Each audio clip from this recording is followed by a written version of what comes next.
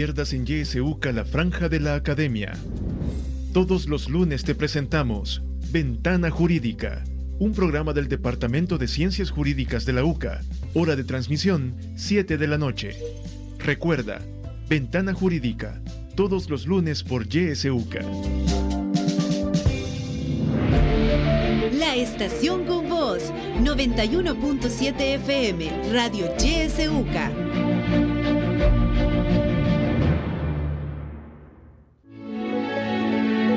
Política, economía, realidad nacional.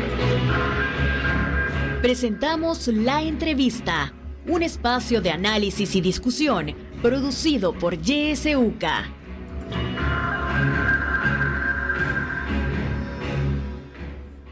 Muy buenos días, 7 de la mañana con 2 minutos. Gracias por acompañarnos en este espacio de La Entrevista.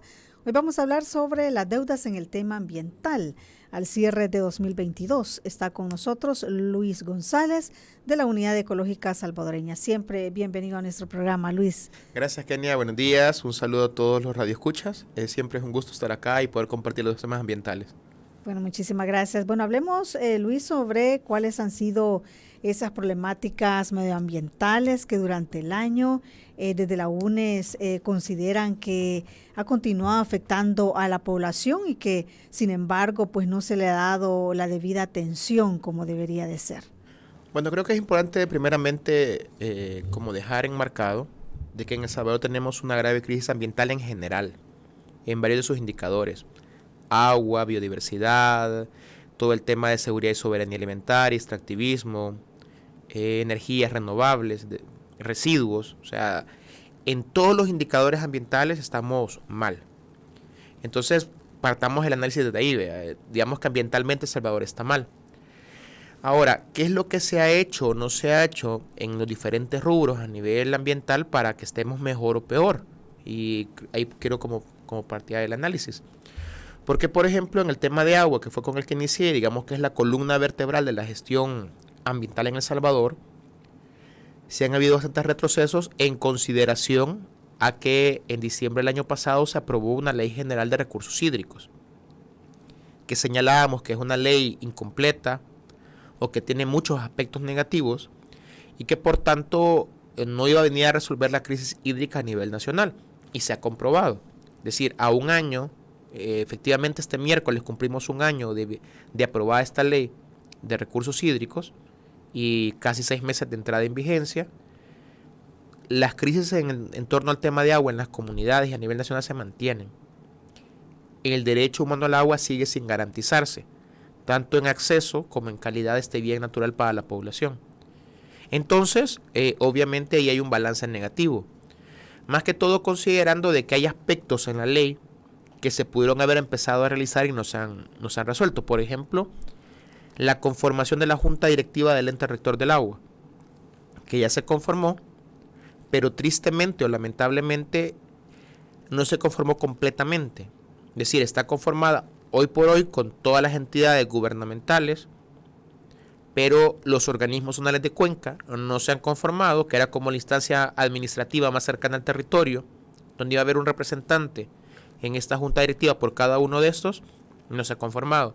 ¿Y por qué? ¿A qué se debe?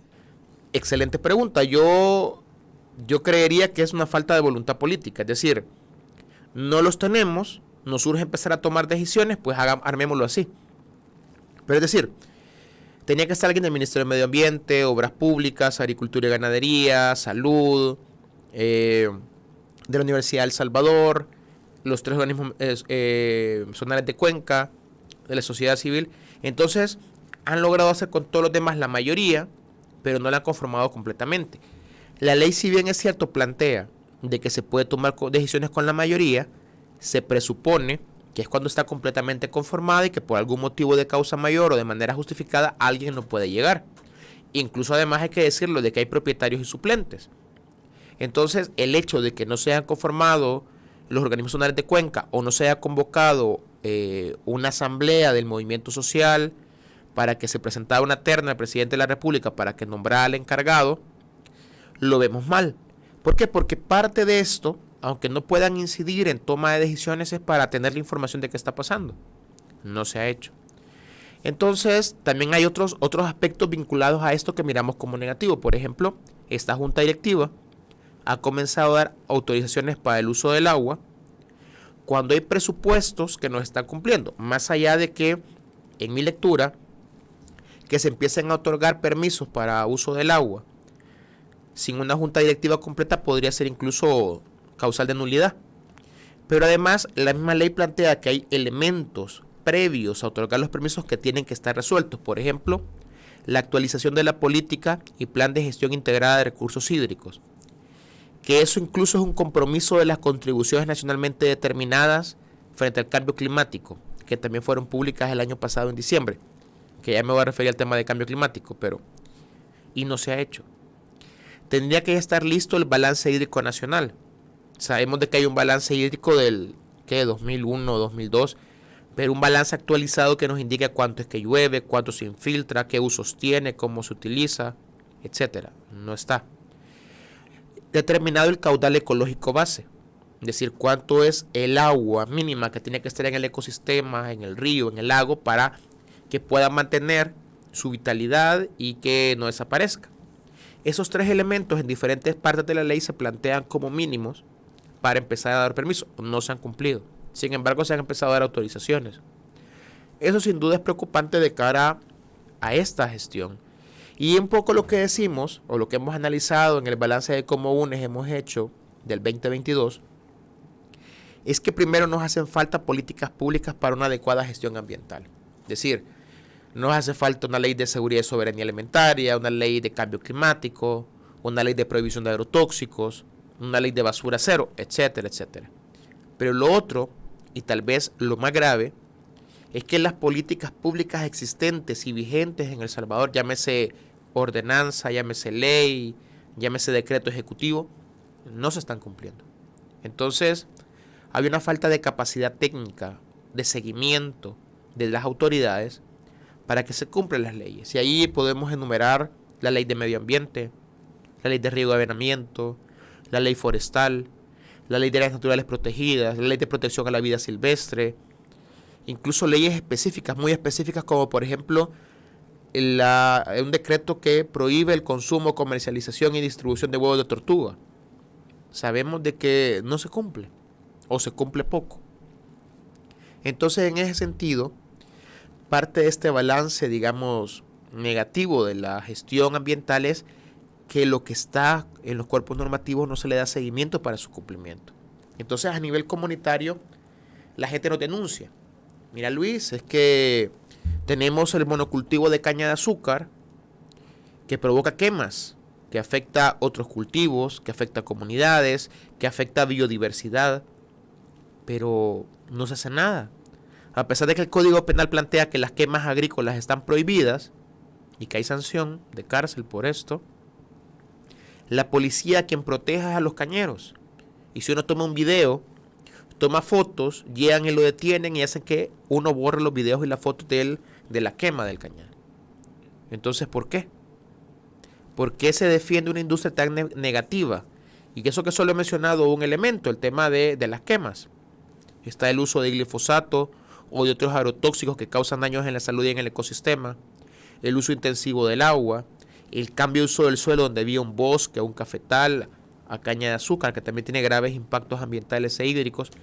Eso, ¿cómo se gestiona? ¿Cómo se resuelve? Por ejemplo, miramos a veces noticias en la página del Ministerio de Medio Ambiente de cómo han rescatado un tigrillo, han rescatado un oso hormiguero, lo cual no es malo. Pero ¿cuántos animales mueren en las quemas de caña de azúcar? Y no se regulan ni se prohíben. Lo que hay es un manual de buenas prácticas donde se plantea que cuando hay viento pues no se queme, pero hasta ahí. Incluso eso no se cumple muchas veces. O con el tema del uso de agrotóxicos, la gente nos denuncia, es que bueno, los tiran por avioneta. Hoy últimamente están ocupando más como drones, pero todavía en varios lugares ocupan avioneta. Y esa avioneta que echa veneno, echa glifosato, que es un herbicida, para madurar la caña, pero si ese glifosato en una comunidad cercana le cayó parte a un papayal, lo seca. O si tenía tomatera, lo seca. Un maizal, lo seca. ¿Y quién responde por esto? Nadie. Ponen una queja, nadie les hace caso. Entonces, sin duda es complicado. Podemos ver incluso otras industrias. En el tema del seguimiento de la contaminación, por ejemplo, en fuentes superficiales de agua. Que en esto hay que decirlo ya, hoy por hoy, el agua del país está muy contaminada. Es decir, según un informe del 2019, cuando todavía había datos, digamos, certeros en el tema ambiental, todas las fuentes superficiales de aguas tienen algún nivel de contaminación por heces fecales, metales pesados, agrotóxicos, cuerpos orgánicos en descomposición. Y de esto, una gran cuota de responsabilidad la tienen las empresas, las industrias, las agroindustrias. Pero lo que más se habla es el tema de las heces fecales. Es un poco que caiga la responsabilidad en las personas. Sin duda contaminan, pero no es lo más grave. O el tema de la mal llamada basura, los residuos, digamos, provenientes del plástico, o digamos los residuos domiciliares. Y se habla mucho, es que la gente bota basura. Ok, es cierto, y eso hay que regularlo, hay que generar conciencia. Ahora les quieren poner multa. Pero no es la gran mayoría de la problemática que se genera con ese tipo de residuos. Es decir, si queremos regular el tema de residuos, ¿por qué no prohibirlo desde la fuente? Desde el momento que se elabora un material, un producto, que no puede ser reparado, reutilizado, reciclado, compostado, y que obviamente se va a convertir en basura. Que no puede separar sus partes porque tiene una parte de plástico, otra parte de aluminio, otra parte de cartón, y no se puede separar. Entonces, esas reflexiones hay que hacerlas. Si no, si se hacen debates sobre el tema de basura o sobre el tema de salvar animales, son debates estéticos y no toman esa integralidad del problema. Y yo creo que ahí hay que ponerle especial atención, porque estos impactos se miran más en las comunidades. De nada sirve, por ejemplo, que se plantea acá en San Salvador que se van a sembrar arbolitos o se van a regalar árboles, que no es malo, si estamos permitiendo de que sigan construyendo urbanizaciones que deforestan grandes territorios de bosque. O que estemos hablando acá en San Salvador de hacer festivales por parte del ministerio para, no sé, prácticas ambientales, si quieren hacer una octava represa en el río Sensunapán, dándole muerte a un río que ya está sobreexplotado, donde hay ya 7 represas, de las cuales 4 creo que ya no tienen permiso, el permiso les ha vencido, no lo han actualizado y tampoco el ministerio ha hecho acciones encaminadas a esto. O que se hable del Día Nacional de Protección de las Áreas Protegidas, si no hay control en cómo los ganaderos año con año van entrando al área protegida, le están deforestando, ya sea manglar o sea otro tipo de bosque, y no se regula, no se controla. Que hay guardarrecursos que hacen una muy buena labor, pero no pueden escalar porque no se les hace caso. En una denuncia que ellos pongan solo levantan actas y ahí siguen cazando, se sigue deforestando, se sigue colocando cultivos de caña de azúcar donde hay territorio de manglar o territorio de área protegida. Ese tipo de debates se han hecho con las comunidades y nos muestran la vulnerabilidad ambiental que tenemos y que hay que hacerle frente. Y por lo tanto decimos de que hay un balance negativo en las políticas públicas implementadas en la gestión ambiental en este 2020. Sí, bueno, sin duda son muchos temas los que se han planteado, y cuando hablamos del tema medioambiental, pues se nos viene a la cabeza agua, ¿verdad? Pero ya usted ha planteado todos estos elementos. Importante también aclarar este punto, ¿verdad? Que, bueno, se habla de mejoras en diferentes aspectos, pero la realidad dice lo contrario. Con respecto, Luis, a esto último que usted mencionaba, la contaminación del agua, ¿hay informes recientes que den cuenta de cómo está la situación del agua en El Salvador, o eso ha quedado un poco relegado? ¿No hay informes actuales que podamos revisar para saber cómo estamos en esa situación? Fíjate que el último del que yo tengo noticias es del 2020. En el del 2020 creo que cambiaban un poco los parámetros. En el 2019 se hablaba de que agua excelente no tenemos. Eso se mantiene en el 2020. El agua buena es por un 14%, principalmente en el norte del país. De ahí la regular era la mayoría. La regular y la mala anda como por un 60%, 65%. Y la pésima era un 4%. Entonces los indicadores más o menos están ahí. Decirte que en los últimos 16 años, al 2019, previo al 2019, nunca tuvimos agua excelente. El agua buena, en algún momento hubieron serios esfuerzos para que se mejorara el porcentaje de agua buena. Creo que fue por ahí del 2017, 2016, 2017, 2018 que mejoró un poquito el agua buena. Se hizo muchos esfuerzos para reducir el agua pésima. Sin embargo, ¿de qué depende de que el agua sea de mejor o peor calidad? Del seguimiento del monitoreo. Es decir, de que haya una entidad fuerte que llegue a vigilar de que los vertidos a las fuentes superficiales del agua sean controlados. Que no ocurran cosas como el desastre de la Magdalena, que no hayan empresas que elaboran quesos, por ejemplo, que vayan a tirar todo lo que les sobra al río, que no hayan industrias que hacen camisas que todo el colorante lo tiren al río, porque cuando no hay monitoreo y seguimiento esto ocurre. Lo ideal efectivamente en esto es de que cada una de las industrias o empresas tengan una planta depuradora que de alguna manera esta agua la vayan tratando, de manera que lleguen al ecosistema lo menor contaminado posible. Lo que pasa es que no todas las empresas o industrias hacen una planta del tamaño o las condiciones para tratar todo el agua que utilizan, y lo que hace es que la van liberando de a poco. Va ocupando la planta, pero de a poco. Pero cuando hay condiciones, no sé, algún evento climático extremo, algún huracán, una tormenta tropical, lo que hacen es liberar por otro lado toda la que tenían como guardada para no pasar por la planta de depuración y avanzar en sus procesos. Eso tendría que monitorearse. Pero, ¿y este tipo de monitoreos que deben hacerse está dentro de esta ley de recursos hídricos? ¿Forma parte de eso?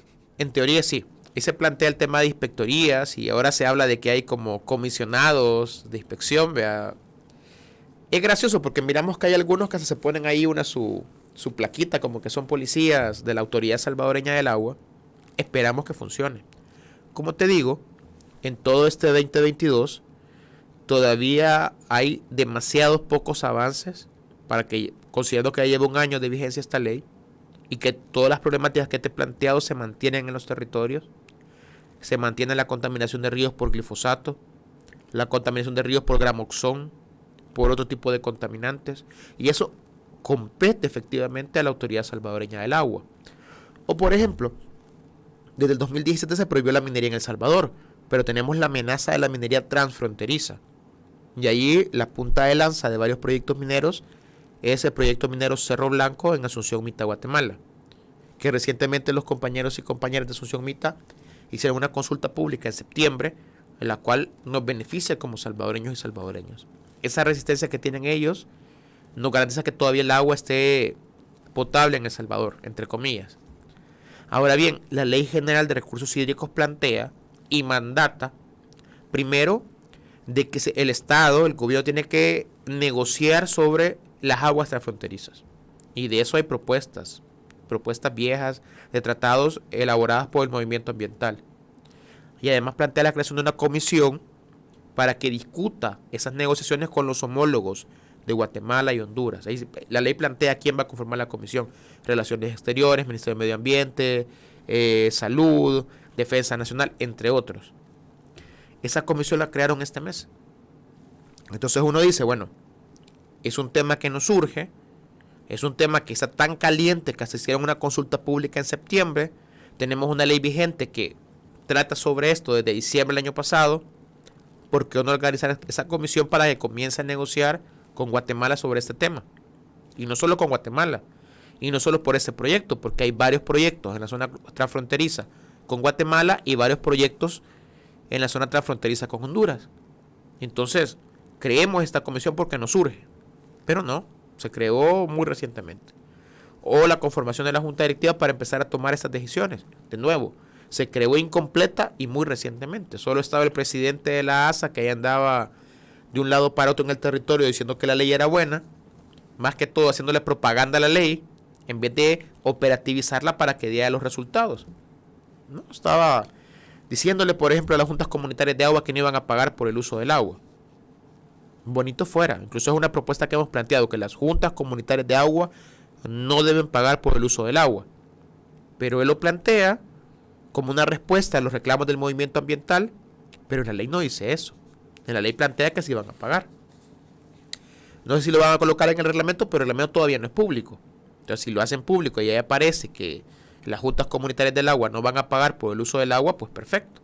Pero recientemente las declaraciones que el presidente de la Autoridad Salvadoreña del Agua ha dado es de que van a hacer una depuración de las juntas comunitarias del agua porque hay varias que no cumplen con los requisitos de ley.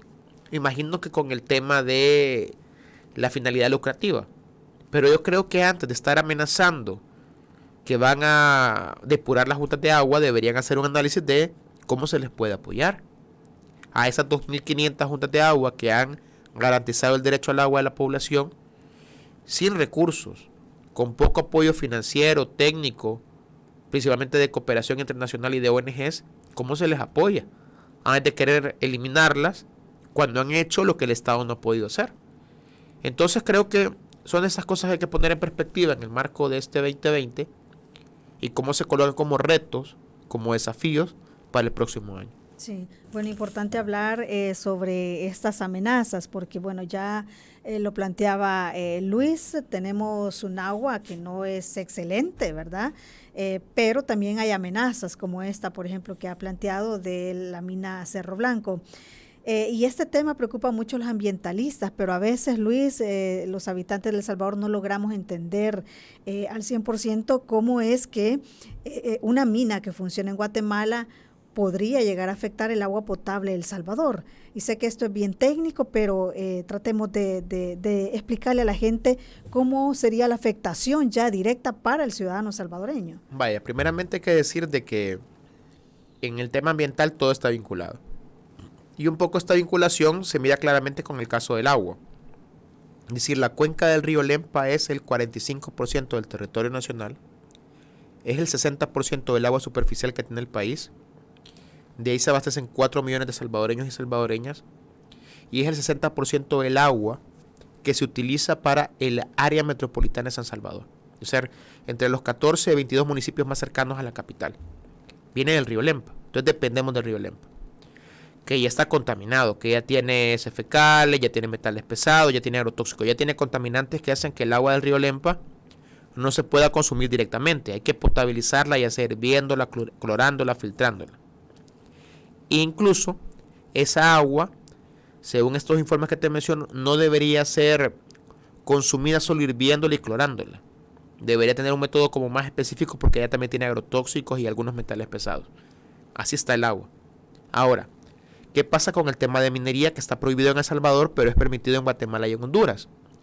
Que se desarrollarían proyectos en el área de la cuenca del río Lempa que no es parte de El Salvador, sino que está en Guatemala y en Honduras, y que para el desarrollo de estos proyectos mineros se utilizan técnicas para sacar el oro de la roca que son muy contaminantes.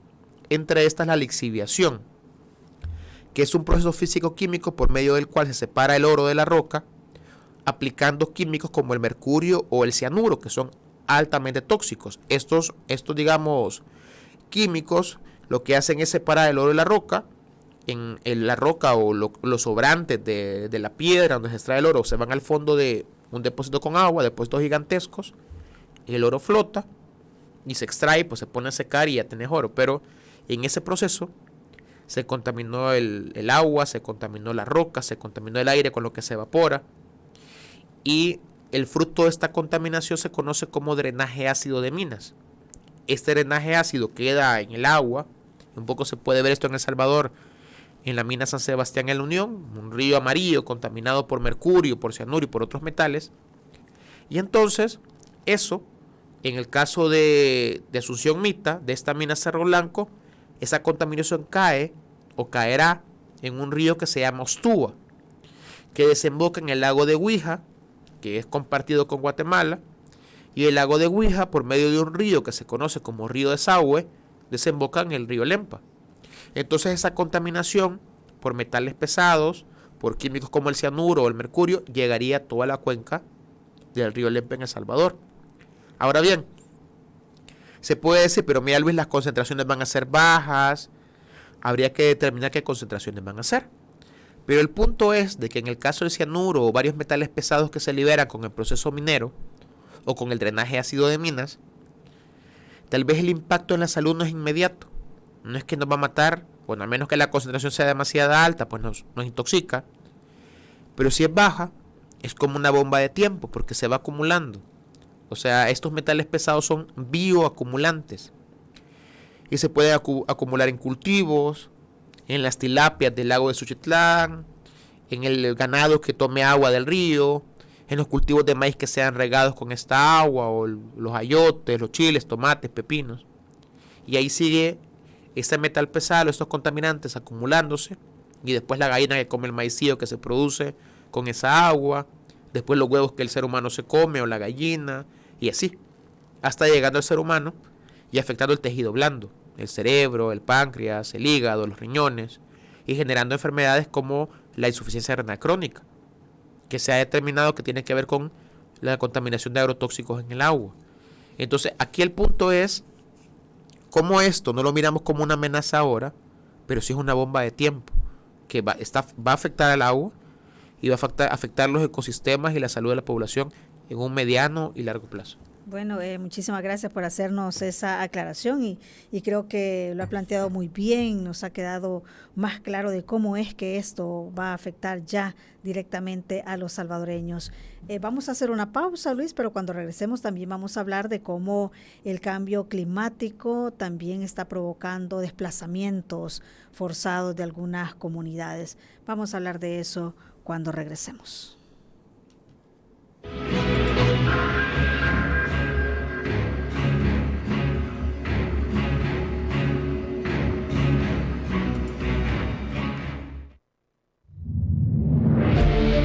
La estación con voz, 91.7 FM, Radio YSUCA.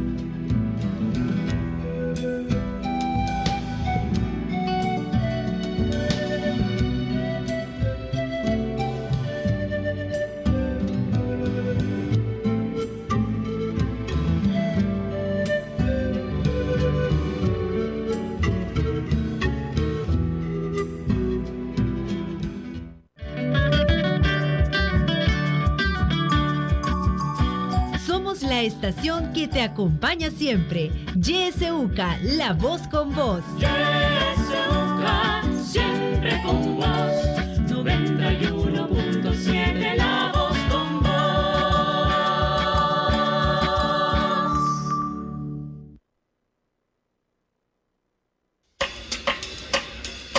Fusión Jazz. Disfruta de lunes a viernes Fusión Jazz con la mejor selección de Latin Jazz de 1:30 a 2 de la tarde por el 91.7 del FM. En la internet puedes buscarnos en nuestra página web www.ysuca.org.sv, en Twitter como @ysuca917 y en Facebook como Radio YSUCA 91.7 FM. YSUCA, contigo en la nueva era digital.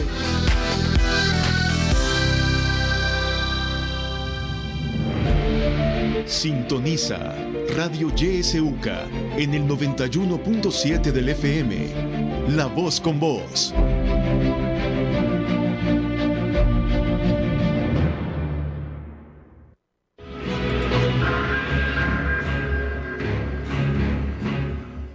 Siete de la mañana con 31 minutos. Continuamos hablando sobre las deudas en el tema ambiental. Durante este año nos acompaña Luis González de la UNES. Tenemos ya algunos mensajes que nos están llegando, Luis. Recuerda que si usted quiere participar puede hacerlo a través de nuestro número de WhatsApp 7571-2779, dejándonos sus mensajes de voz o de texto, o también a los números 2275-9501, 2275-9502, o si lo prefiere también a través de nuestra página de Facebook. Tenemos ya una llamada. Buenos días.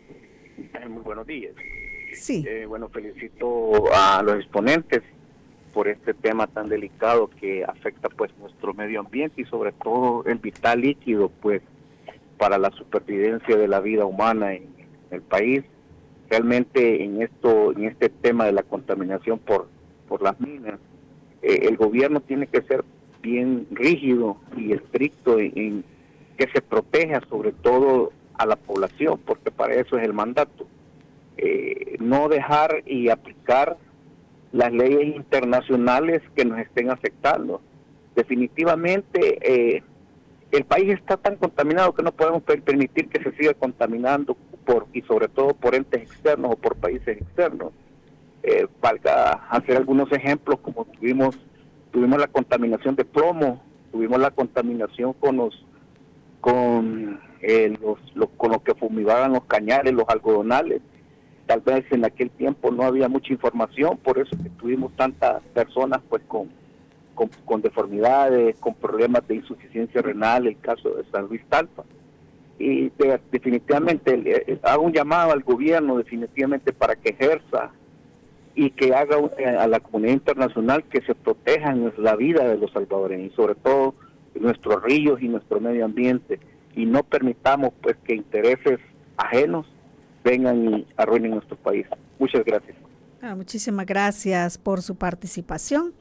Voy a leer algunos mensajes. Dice: buen día, realmente este gobierno es hipócrita en todo, pero en el caso del medio ambiente no hacen nada en serio, porque no se prohíbe el uso de desechables de Durapac y el plástico de un solo uso, pero lo que hacen es montar una campaña de publicidad que impondrán multa por botar basura. Eso realmente no ayuda a nada, nos dicen. Saludos.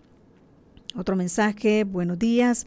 A veces hay personas que creen que los esfuerzos individuales no ayudan al medio ambiente, pero con el ejemplo que uno da se va esparciendo la buena práctica. Sin embargo, lo que la población realmente llega a contaminar es menor, a pesar de los números de los habitantes que lo contaminan. Dice, lo que lo contamina son las industrias. Se habla del cuidado del agua como si reducir el tiempo de bañarse va a evitar que se sequen los pozos, cuando embotelladoras de gaseosas, cervezas y más gastan miles de litros de agua para hacer un par de litros de producto. Hacer huella en el tema ambiental es fácil si se desea, pero es difícil cuando son los financistas de partidos políticos los que la contaminan. Tenemos un audio que nos llega por WhatsApp. Escuchemos. Buenos días, Radio YSUCA. Estoy escuchando una entrevista. Con respecto al tema, yo quiero consultar al invitado si la gente disminuye su consumo de alimento, o sea, de carne de res o de carne de cerdo, cree que contribuye al cuidado del medio ambiente, porque, o sea, entre más se consume este tipo de carne, que es bien común en El Salvador, o sea, los ganaderos o toda la gente de esa agroindustria tienen que ir buscando más espacios para tener más ganado, ¿verdad? Muchas gracias. Bueno, gracias por su pregunta, ya le van a responder. Otro mensaje dice: buenos días y un saludo a su invitado. Escuché a su invitado hablar sobre la contaminación del agua. Ya escuchó la campaña que lanzó el gobierno Misión Océano. Siento que es un buen proyecto donde se busca proteger y restaurar los ecosistemas marinos.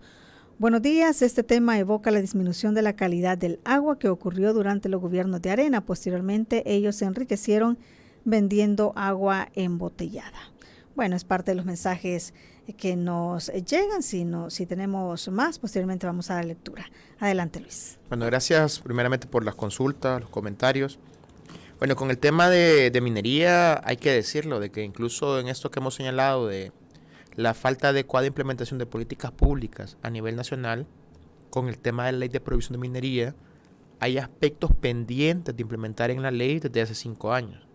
es decir, el cierre técnico de minas, el resarcimiento ambiental y la reconversión económica de la minera artesanal. Entonces, también eso hay que señalar de que es necesario de que se implemente adecuadamente esa política pública que todavía ha quedado como pendiente a nivel nacional, para que no se cometan abusos.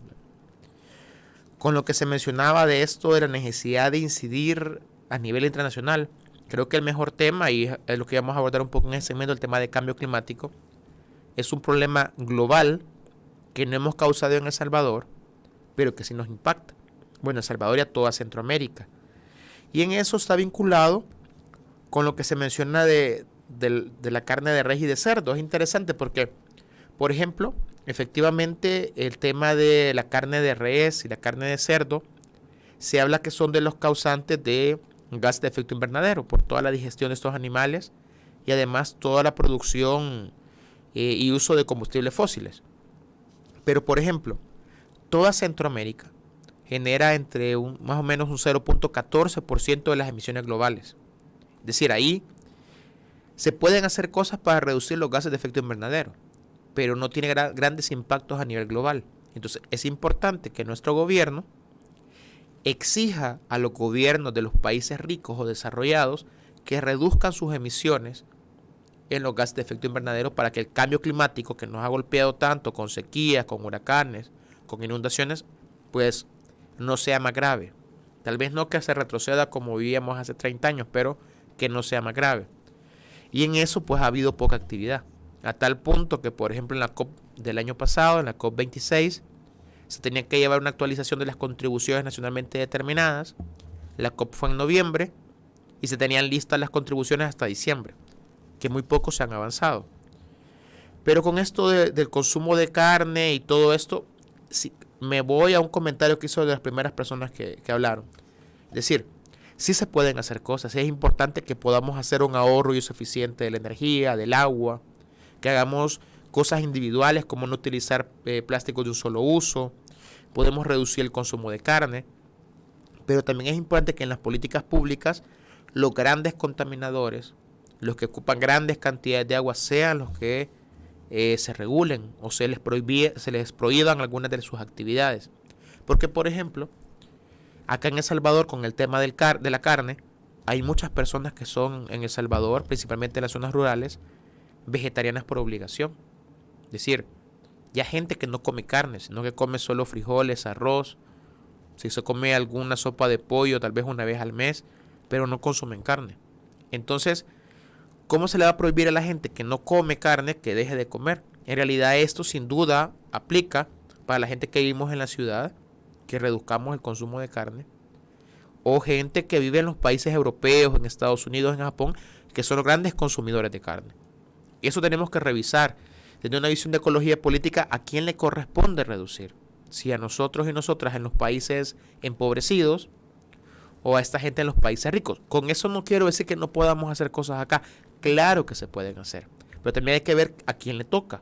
Como también se decía en la llamada, es a la población que si bota la basura que no es correcto, que no debería de hacerse, se le ponga una multa a la solución, o es a la industria, que es la que genera el plástico, que genera los residuos, que debe ser regulada. Creo que esa pregunta debe de hacerse. Y en el tema, sin duda, también en el tema del plástico, creo que es importante que aunque no hayan políticas públicas que lo prohíban, generemos conciencia de la necesidad de no utilizarlo, ¿verdad? Entonces, el tema de las pajillas, el tema de las bolsas, cuando uno va al mercado, al supermercado, se pueden reemplazar. Y ahí creo que el llamado es regresar a estas prácticas más ancestrales, como vivían nuestros abuelos y abuelas, ¿verdad? Que llevaban el canasto, llevaban la bolsa de cesta y así podían reutilizarla un montón de veces. Y por ejemplo, si ya tenemos una fruta que trae una cubierta natural que le protege, no es necesario meterla en bolsa de plástico o partirla y venderla ya en un plástico, si ya viene con una cubierta perfecta.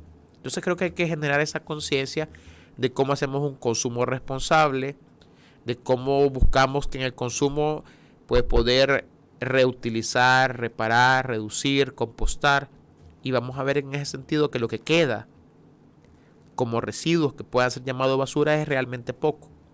Creo que eso también tendría que ser una tarea de todos y todas. Sí, mencionaban también por ahí, Luis, sobre una campaña que se llama Misión Océano, que si la había escuchado y que qué piensas sobre eso. Pues sinceramente no la había escuchado. No sé a qué refiere. Me voy a ir a informar de qué trata, pero no la había escuchado. Sí, yo tampoco lo había escuchado, pero bueno, ahí nos queda la tarea.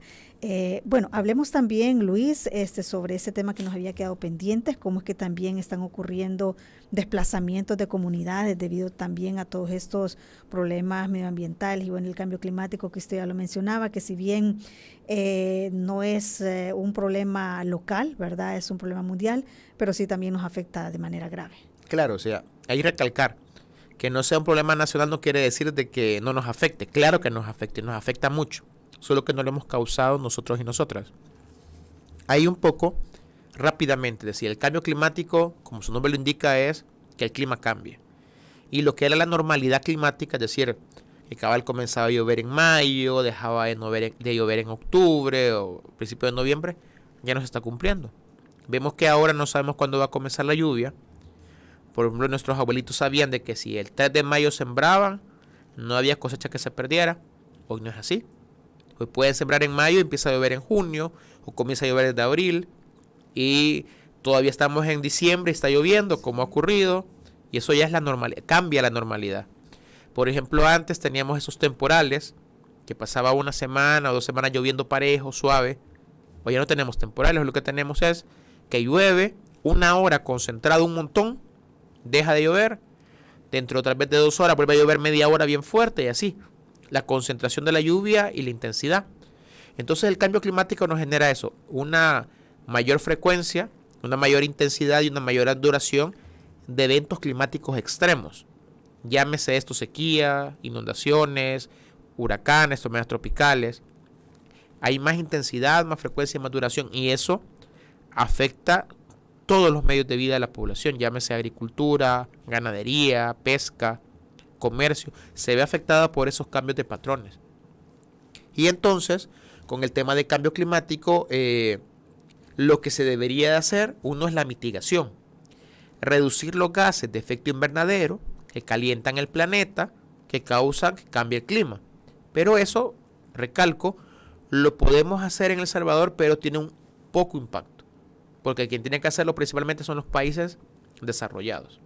Ahora bien, en eso es en lo que más hemos avanzado. Porque a pesar de que no debería ser la centralidad, se le ha apostado mucho a esto de energías renovables, entre comillas, o el tema de celdas fotovoltaicas. Pero lo otro que tendríamos que apostarle todavía más es a la adaptación. Como en la medida de que hay más tormentas, más huracanes, más sequías, yo adapto la forma de cómo hacemos las cosas para enfrentar esa realidad. Entonces, si yo soy un agricultor y yo pierdo la cosecha porque llovió muy intensamente, pues cómo busco variedades de semilla de maíz y frijol que soporten la mucha lluvia. O si soy un agricultor que perdió porque no llovió, qué variedades de productos o semillas aguantan la sequía. Esas reflexiones se hacen muy poco. Y también hay poco apoyo a nivel financiero desde el gobierno para poder enfrentarlas. O por ejemplo, si vivimos en una zona donde hay riesgo de derrumbe o inundación, ¿cómo hacemos para enfrentar eso? Ya sea desde construir en altura, o tener muros de contención, o mover a toda la comunidad, que debería ser la última opción porque al final la gente, las comunidades no son piedras que uno pueda mover de un lado a otro. Pero estas reflexiones no se hacen. Desde hace años se plantea la necesidad de una política de adaptación al cambio climático y no se tiene. Se presentó una ley de cambio climático desde el 2016 a la Asamblea y nunca se ha discutido. Entonces, obviamente, cada año, en la medida que a nivel internacional no se resuelve el problema, este va aumentando y nos va impactando más fuertemente. A tal punto que, como tú consultabas, hoy se empieza a hablar de migraciones climáticas. Cómo hay desplazamientos internos o fuera del país provocados por los impactos del cambio climático, que lo más visible es en el daño a la agricultura principalmente. Está estudiado cómo las migraciones, estas caravanas que salían de Honduras, de Guatemala, de El Salvador hace algunos años, coincidía con momentos que hubieron sequías o eventos climáticos extremos que destruyeron cosechas. Entonces la gente, la población, al no tener que comer, haber destruido su medio de vida, buscaban una mejor opción. Ya en el 2015 se hablaba de que el 80% de población, entre hombres y mujeres, que migraban hacia Estados Unidos o América del Norte era por el tema económico. Ahí habría que hacer como ese desglose. ¿En lo económico en qué? Porque tenía un trabajo y me despidieron, o porque tenía un medio de vida y lo perdí. Entonces, en UNES estamos tratando de aportar en ese sentido, generando conocimiento, haciendo una investigación de cuáles son como las causantes, o cuál es la vinculación entre las migraciones y el cambio climático, principalmente con énfasis en mujeres. Pero hay que señalarlo de que ya con los hallazgos preliminares se puede ver esa vinculación al tema agrícola, al tema del medio de vida, a la necesidad de poder apoyar a su familia, a sus hijos, que es lo que motiva que se busque otros países para buscar empleo y poder apoyar eso que se ha perdido. Sí, también Luis, vinculado a esto, desplazamiento de comunidades también de manera forzosa, y que también está vinculado con el tema ambiental, la deforestación. Bueno, también están estos proyectos, ¿verdad? Que en nombre del desarrollo del país se van creando megaproyectos turísticos, proyectos como penales, por ejemplo, que de alguna manera están afectando a las comunidades, no solamente la deforestación, también la destrucción de zonas que son zonas protegidas, por el caso de Tasajera, por ejemplo, ¿verdad?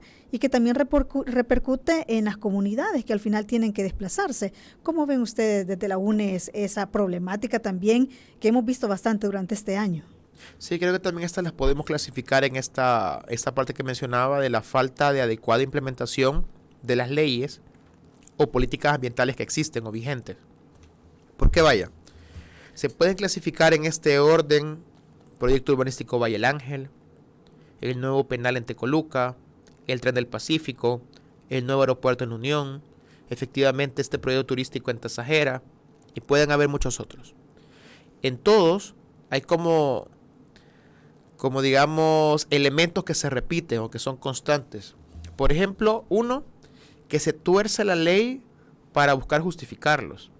En el caso del penal de Tecoluca, por ejemplo, ahí se planteó primeramente que iban a ser para 30,000 personas. Y a pesar de que se iba a impermeabilizar suelo, que se iba a deforestar, que se estaba desplazando comunidades, se dijo de que no era necesario un estudio de impacto ambiental.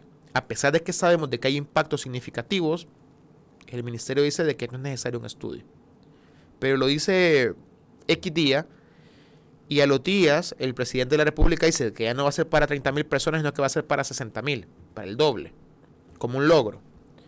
Pero entonces uno dice, bueno, pero si no era necesario un estudio de impacto ambiental con 30,000, probablemente sí con 60,000, porque los vertidos, los desechos, la planta de depuración, se tienen que estudiar los impactos, pero no se anuncia. O con el caso del proyecto urbanístico Valle del Ángel, donde las comunidades estaban en contra del proyecto, se presentaron más de 5,000 firmas en oposición y justificada técnica y científicamente porque no era viable, porque no se debería de aprobar un estudio de impacto ambiental en ese lugar, y sin embargo se aprueba y se da la autorización. En el caso del proyecto turístico acá en Tasajera, donde ahí primero hay que decir que hay un choque, porque a mí no me queda todavía claro si la población es que está en un terreno privado o es que habitan en parte del área natural protegida. Allí tiene que haber una labor para determinar los linderos y dónde termina el área protegida y no, porque primero, si es un área protegida, no pueden construir nada, no pueden construir ningún proyecto turístico, no se puede dañar el área protegida porque es el máximo nivel de protección que da la ley. Pero lo otro es que si hay personas viviendo en el área protegida, eso no es ilegal, porque digamos, la ley plantea de que si hay personas viviendo ahí, tienen que, digamos, no dañar el área, digamos que ceñirse a ciertos reglamentos o a un plan del área protegida, pero no necesariamente hay que sacarlos. Y también si están viviendo en un área privada, también se tiene que determinar, por ejemplo, cuánto tiempo tienen viviendo ahí. Porque ya nuestro Código Civil plantea que si una persona vive quieta, pacífica y no interrumpidamente, haciendo las veces de señor y dueño en un lugar, aunque no le pertenezca, puede llegar a ser dueño por medio de la prescripción adquisitiva. Entonces, todos estos elementos no se consideran, pero a la gente se le saca porque se quiere hacer un proyecto turístico ahí. Y termino esta parte con el caso del Tren del Pacífico y con el nuevo aeropuerto. Que en ambos casos, principalmente con el nuevo aeropuerto, sí, el ministerio ha dicho, es necesario un estudio de impacto ambiental porque va a haber un daño significativo. O sea, hay una zona de manglar, una zona de recarga hídrica. Pero entonces, a los días, aparece una ley en la cual se declara los dos proyectos como proyectos de interés nacional y se plantea prácticamente en la ley, miren, se le pide a las municipalidades, a los ministerios que faciliten todos los permisos porque este es un proyecto de interés nacional. Entonces es torcer el derecho para que no se cumpla la ley y seguir dañando el ambiente, seguir dañando el agua para priorizar intereses económicos y una mercantilización de la naturaleza. Y obviamente, en un país con las crisis que tenemos, con las condiciones ecosistémicas que tenemos, no nos podemos dar el lujo de eso. O sea, lo que estamos planteando aquí es que no querramos que se haga un nuevo aeropuerto, no es que querramos que no se haga un tren, sino que las condiciones ambientales en el país son tan frágiles que hacer ese tipo de proyectos las van a dañar todavía más. Y esto va a implicar menos agua, menos alimentación, un cambio del microclima, pérdida de biodiversidad. Y por eso es que consideramos que son negativos, por el daño que va a causar a la población y al ecosistema. Entonces creo que esa reflexión tiene que hacerla el Ministerio de Medio Ambiente, en el sentido que su finalidad es proteger el ecosistema, proteger el ambiente, no poner como un triunfo haber dado en un año 1.500 permisos ambientales, porque su finalidad no es dar permisos ambientales, su finalidad es hacer estudios de impacto ambiental para que lo que se haga no dañe el ambiente. Y creo que es importante reiteradamente estárselo recordando al Ministerio de Medio Ambiente y a sus autoridades. Sí, y justamente eso le iba a consultar, Luis. ¿Cómo ve usted el papel que está desempeñando el Ministerio de Medio Ambiente justamente en esto que usted plantea?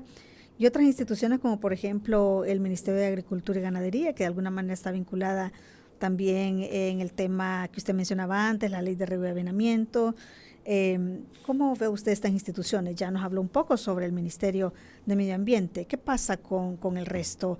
¿En realidad están cumpliendo su mandato pues por el cual han sido creados?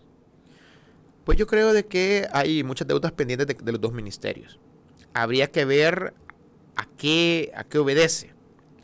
Porque, por ejemplo, en el caso de Agricultura y Ganadería, yo creo de que hay poco presupuesto para todo el tema de la inspectoría que debe hacer el Ministerio de Agricultura y Ganadería con el tema forestal, con el tema de riego y avenamiento.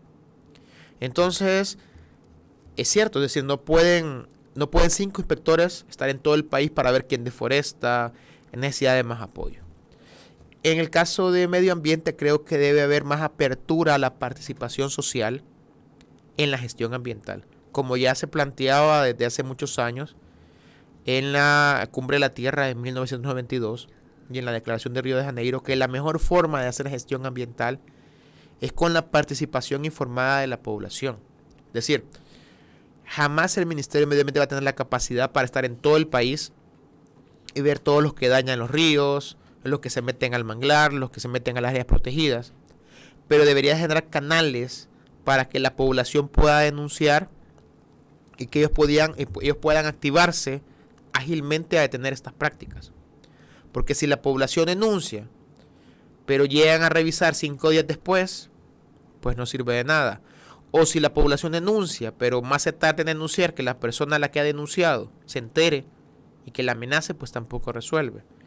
Entonces necesitamos de que haya un buen sistema, y la ley lo plantea, que es el Sistema Nacional de Medio Ambiente, un sistema funcional que conecte a las autoridades acá en San Salvador con lo que pasa en los territorios.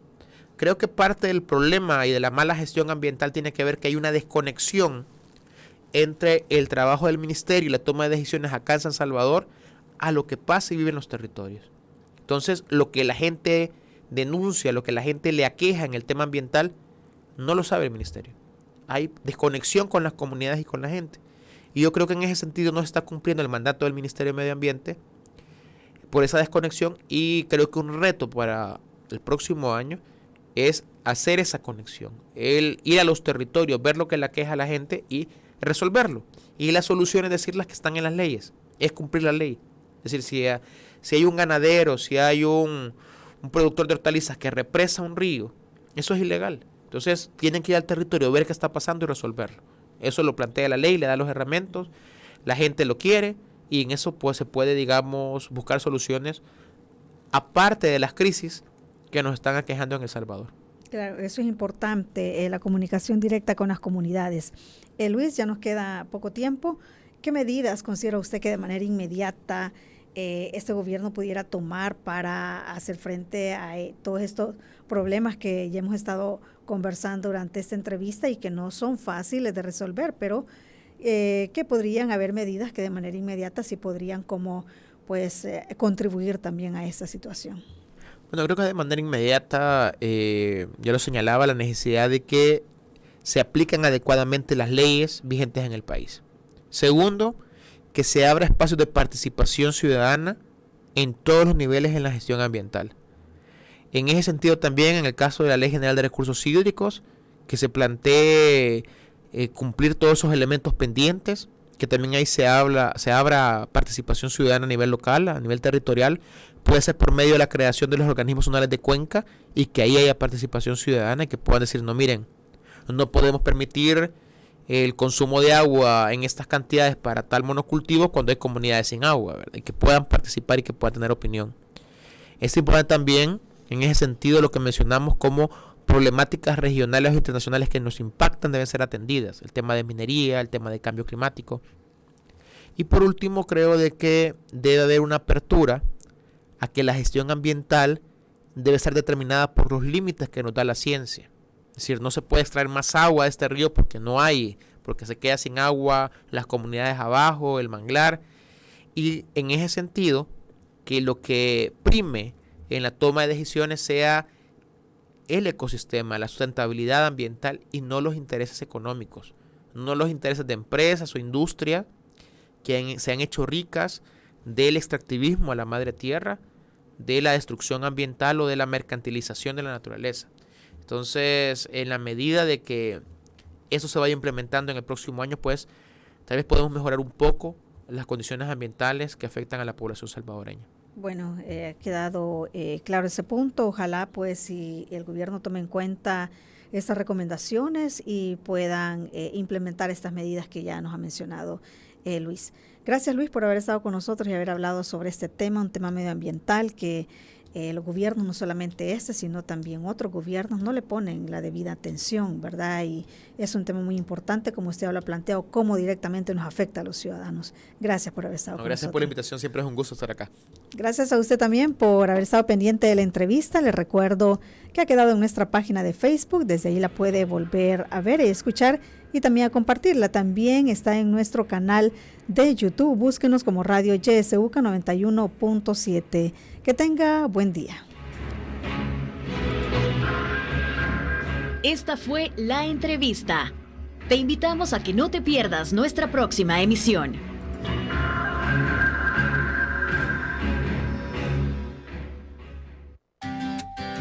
Disfruta tu mañana en compañía de Radio YSUCA.